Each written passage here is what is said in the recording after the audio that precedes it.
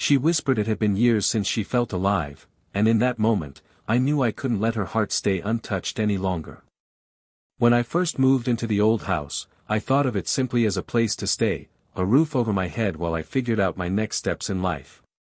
But very quickly, it became something more. The house itself had a strange warmth to it, not because of the walls or the furniture, but because of the woman who lived there. My landlady. She was in her early 40s, elegant in a way that didn't call for attention but somehow always held mine.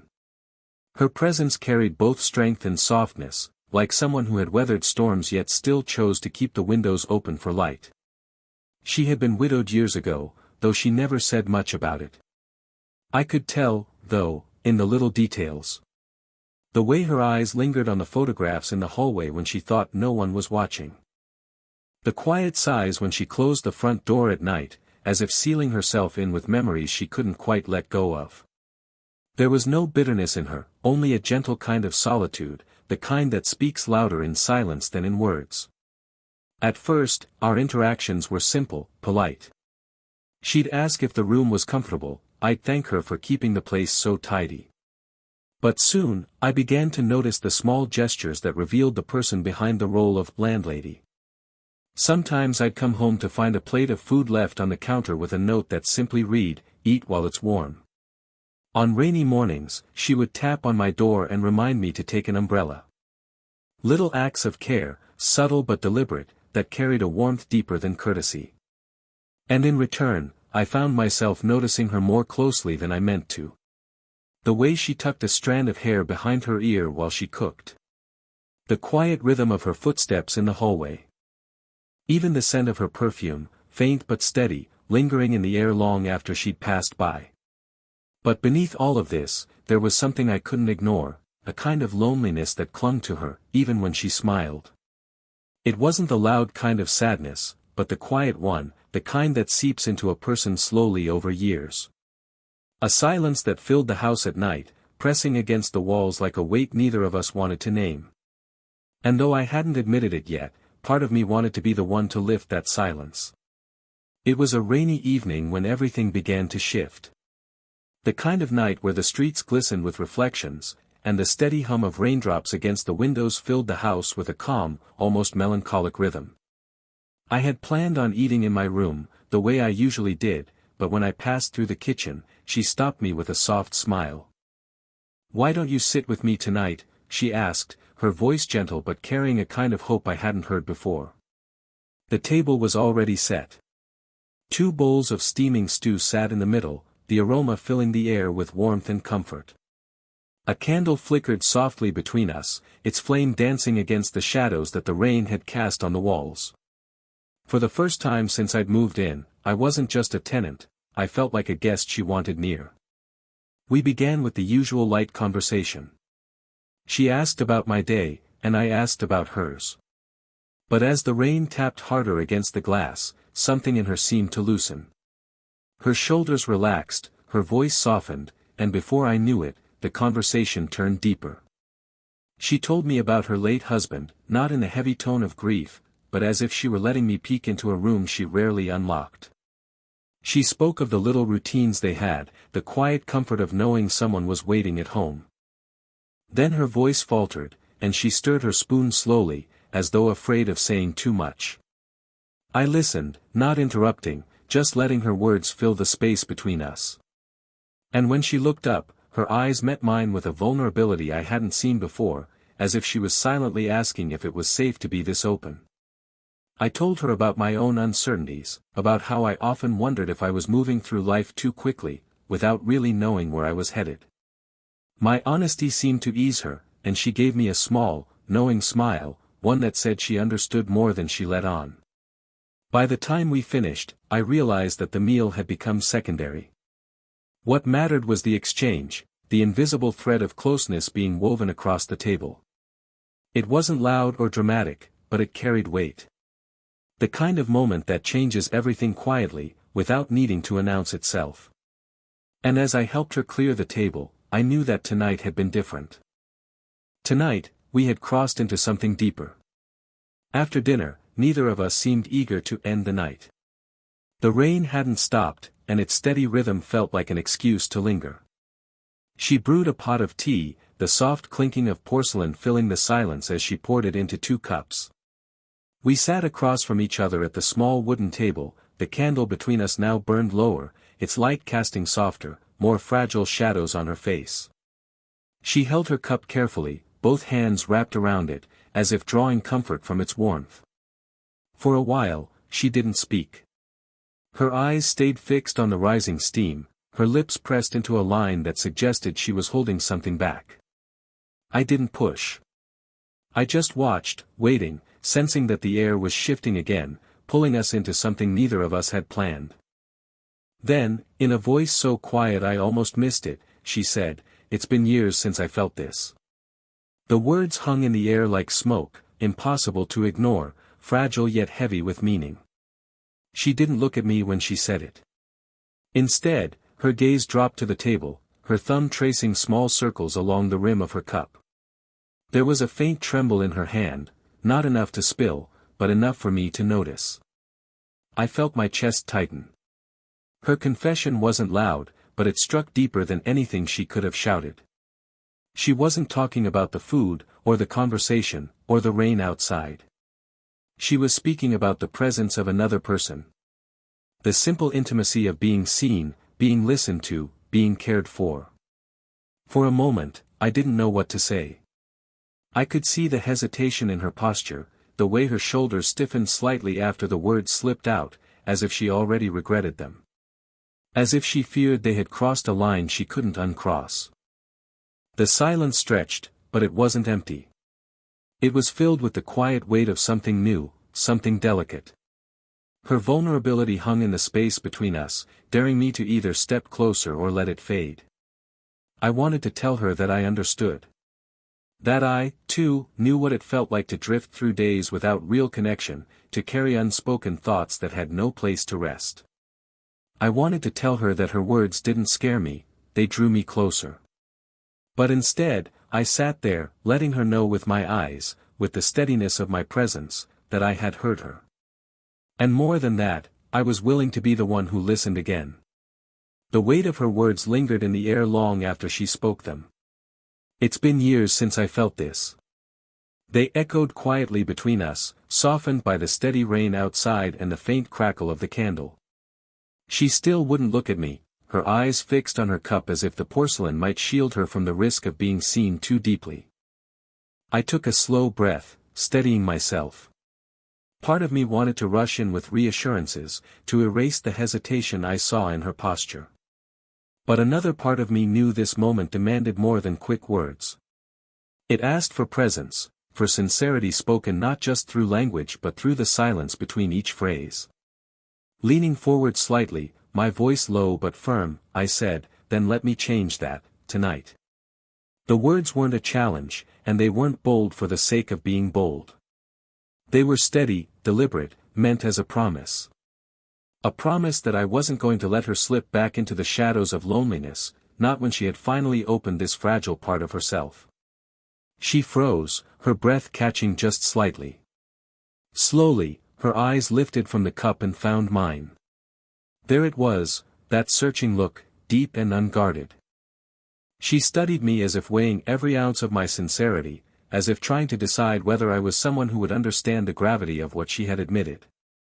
Her lips parted slightly, then closed again. She didn't answer with words. Instead, the silence stretched, filled with a tension that was tender rather than heavy. I could see the conflict flickering in her, the instinct to protect herself warring with the quiet desire to believe me. I didn't move closer, not yet. Instead, I let the space between us breathe, showing her with my stillness that I wasn't asking for more than she was ready to give. My voice had been a hand extended, it was up to her if she wanted to take it. Finally, her shoulders softened. She exhaled slowly, the smallest curve of a smile tugging at the corners of her lips, though her eyes were damp with something more fragile than joy. Vulnerability. Relief. Hope. And in that moment, the world outside, the rain, the night, the candlelight, all seemed to fall away. What remained was her, sitting across from me, letting me see her not as a landlady, not as a woman guarding her solitude, but as someone longing to be alive in her heart again. When the dishes were finished, she stood at the sink, sleeves rolled just above her elbows, rinsing each plate with quiet focus. The room was filled with small, ordinary sounds: running water, the faint clink of porcelain, the soft patter of rain still pressing against the windows. Yet somehow, those everyday details felt heightened, as though they were leading us somewhere inevitable. I stepped beside her, not to intrude, but to help. She reached for another plate, and so did I. Our hands brushed, skin against skin, light as a feather. It was nothing more than an accidental touch, the kind that usually passes without thought. But not this time. Her fingers stilled against mine, just for a heartbeat longer than necessary. The warmth of her skin spread through me, a current that raced upward, tightening my chest and stealing the air from my lungs. I glanced at her, and though she kept her eyes on the sink, I noticed the faintest tremor in her hand, the almost imperceptible pause in her breath. I gently took the plate from her, letting my fingers linger against hers. Not forceful, not demanding, just enough to let her know I felt it too. That the connection wasn't one-sided, that I wasn't afraid of the closeness she seemed so hesitant to claim. She finally looked up. Our eyes met, and for a moment the whole world seemed to shrink into that gaze. The flicker of uncertainty in her expression mixed with something else, something softer, more vulnerable, something she hadn't allowed herself to feel in far too long. The silence between us deepened, but it wasn't uncomfortable. It was charged, alive, filled with everything we weren't yet saying. I set the plate aside, slowly, deliberately. My hand brushed hers again as I did, this time lingering, this time intentional. The warmth of her skin was delicate yet grounding, as though the simplest touch carried the weight of everything building between us. She drew in a small breath, her lips parting slightly, her shoulders rising as though she might step back, but she didn't. Instead, she remained where she was, close enough for me to see the faint lines at the corners of her eyes, close enough for me to feel the quiet pulse of her hesitation. It was just a touch, nothing more. But in that touch lived the promise of something unspoken, the acknowledgement that we were no longer standing on opposite sides of loneliness. We were meeting in the middle. Later, we drifted from the kitchen into the living room. The rain outside had softened into a light drizzle, leaving the world quiet except for the occasional patter on the windowpanes. A small lamp in the corner cast a golden glow, wrapping the room in a hush that felt almost sacred. She settled onto the couch, her movements slower than usual, as though weighed down by thoughts she couldn't put into words. I sat beside her, not too close at first. The cushion dipped gently under her weight, and I could feel the faint warmth radiating between us. She kept her hands folded neatly in her lap, her gaze lowered. For a moment, neither of us spoke. The silence was fragile, like a thin thread stretched between us. One tug and it might snap, or it might draw us closer. Then it happened, small, unassuming, yet profound. Her hand shifted, brushing lightly against my arm. Not a full gesture, not even deliberate perhaps, but enough to spark something in the air. I turned my head, and she looked at me at last. Her eyes were luminous, holding that mixture of longing and fear, as though she wanted to step forward but didn't know if she should. I didn't think. I simply moved. Slowly, carefully, I lifted my arm and guided her closer, offering her the choice to pull away if she wished. She didn't. Instead, she leaned in, her body tilting toward mine until her cheek came to rest against my chest. The moment stilled everything. Her hair brushed lightly against my chin, carrying the faint scent of lavender. Her arms, hesitant at first, slid around my waist, and I felt her draw a long, trembling breath. The quiet rhythm of her heartbeat pressed into me, steady but fragile, like a secret she had carried for years, now finally shared. I held her, not tightly, but with enough certainty to let her know she was safe there. Safe with me. The warmth of her body seeped into mine, melting the distance we had both kept for so long. And as I rested my cheek lightly against the crown of her head, I realized this was more than comfort. This was release, for her, after years of restraint, and for me, after too long of watching her from afar, aching to bridge the silence between us. It was just an embrace. Simple, quiet, wordless. Yet it felt like the beginning of everything. We stayed like that for a long time, her head resting against my chest, my arms wrapped gently around her. The rain had quieted outside, leaving the night in a hush that felt almost protective, as though the world had stepped back to give us this moment. Neither of us spoke. We didn't need to. The silence wasn't heavy anymore, it was soft, like a blanket that wrapped around us both. Eventually, she lifted her head, just slightly, enough to look at me. Her eyes shimmered in the dim light, not from tears exactly, but from the quiet release of something long held back. There was no mask, no guarded smile, only her, open and vulnerable. I brushed a loose strand of hair from her cheek, my fingers lingering just a moment longer than necessary. Her lips curved into the faintest smile, and I could feel the shift in her, the weight of loneliness loosening its grip, replaced by something gentler, something hopeful. She exhaled, her voice barely above a whisper. I'd forgotten what this felt like. I squeezed her hand softly, letting my thumb trace the back of her fingers.